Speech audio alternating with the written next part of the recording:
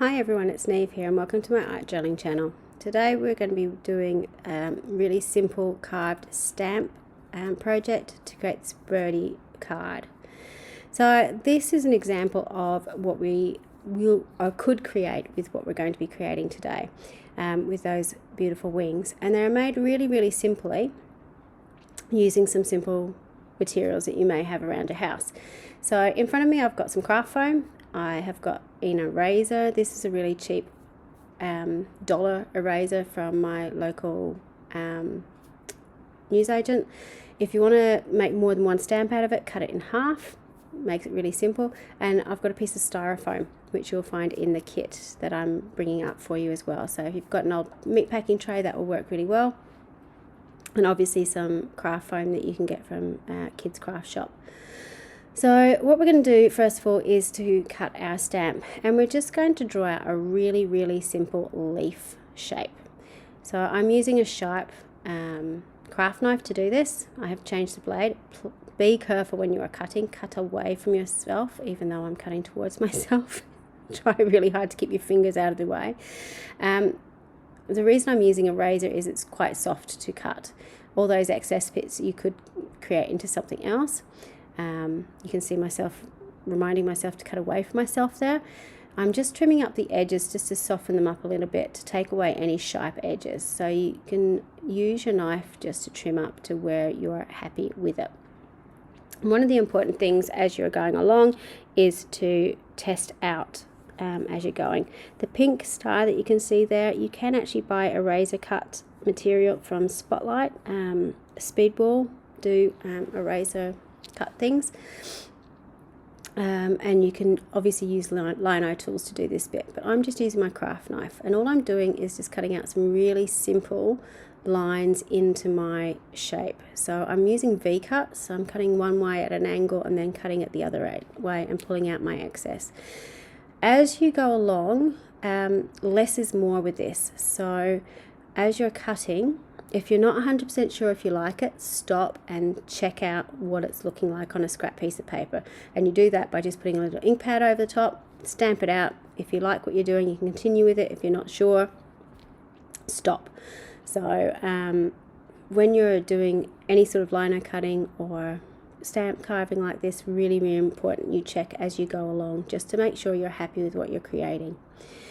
So I've got my little sample stamp there. I'm just inking it up and seeing how it stamps out. So you can see quite clearly that I've got that vein happening. If I turn it over on the other side, obviously it's just the plain stamped image. Now with the one that I've got here, those are the two erasers done exactly the same way as I did before. They were cut in half though, so they didn't go onto my page very flat, which is why I took them off the block to restamp them. This is a craft foam. You can see it cuts really easily. I can cut that with a pair of scissors. If I just stamp it normally, you'll see I've got a slightly different texture. The eraser is a little bit smoother to take up ink. The craft foam obviously has a bit of texture in it. But the cool thing you can do is actually use your pen or something to draw lines into it, to make holes into it. So you can actually, instead of carving into it, just use a pencil. You can do exactly the same with craft foam as well. So same process with a pencil or a pen, you can draw into it to create different shapes into the craft foam. And again, the craft foam has a different texture when you stamp with it as well. So you can see to stamp with it, if you like using blocks, I'm just using a little bit of double-sided tape, sticking my stamp onto my block and then pressing it out. So you can see it's not quite as crisp as the indents are not quite as crisp, but the craft foam soaks up more ink, so you get a darker print. The other thing you can do for this obviously is you may have some leaf stamps already that you can do this process with, so you don't actually have to carve anything. Those leaf stamps are, I think, from the Remarkable set from Dina Wakeley. So 3 really easy ways to create your own stamps. Now obviously you can create any shape that you want to. I'm choosing to use this leaf shape because it's just a really easy one to go with. So the first thing I'm doing is wetting my cardboard.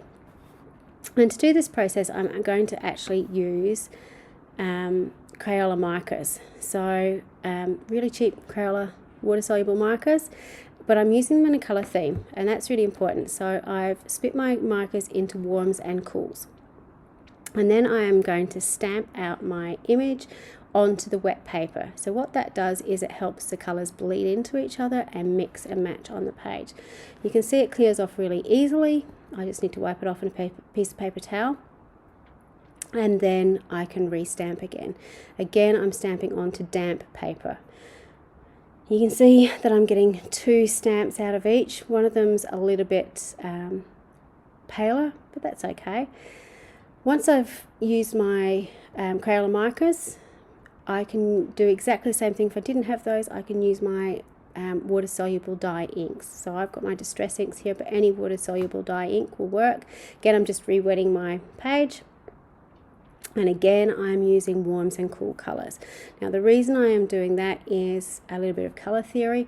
If I mixed like a purple with an orange and a red, I'm probably going to get shades of brown, which I don't particularly want. So you get nice blends of colour if you use colours that are similar.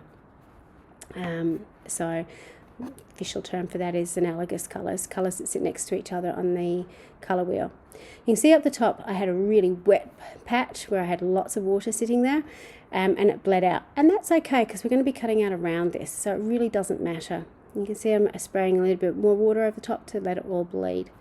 Now, here's one I prepared earlier, so do let that dry. You can use a heat gun on it, or you can just leave it aside, but it does need to be dry to do this part. And one of the fun things to do with this process is to add some detail to it. So it can be as really simple as just putting dots over it with a paint pen, using a fine white paint pen to draw in doodles, a bit of Z-tangling in them, even just drawing around little leaf shapes. So you can see how that detail really changes those images up. And depending on how you like to fussy cut, I like to cut right up to my image, but some people like to leave an edge around it. So you do you, however it works for you. So cut out a whole heap of leaves. So we're going to be using these leaf shapes for wings for birds on our project. And cut out as many as you need. Mix and match the colours. You can see I've got a whole pile here that I've already cut that I can put together on my project. So have fun with this, particularly this doodling part. You can see here how I'm starting to put these together, and this is how I play around with my wings. So in your kit you've got a little birdie stencil, and all I've done, as you can see on here, is overlap those leaf shapes onto that bird to completely fill it. And then I've popped the little eye on, and I've created a background just by doing scribbly writing. I've just written a quote in the background, so straight onto an A5 card with a black marker and done a little border around it. Really, really simple. This is a journal page done exactly the same way. I've used 2 of them, and I've done them onto a denim page in my journal with a little bit of stenciling on top, using exactly the same process. Same with this journal page, which is a large lady. Use that writing in the background and then created the wings from it. So you know, you can use this one process, a really simple leaf shape, and then create it into wings, into feathers, in lots of different ways.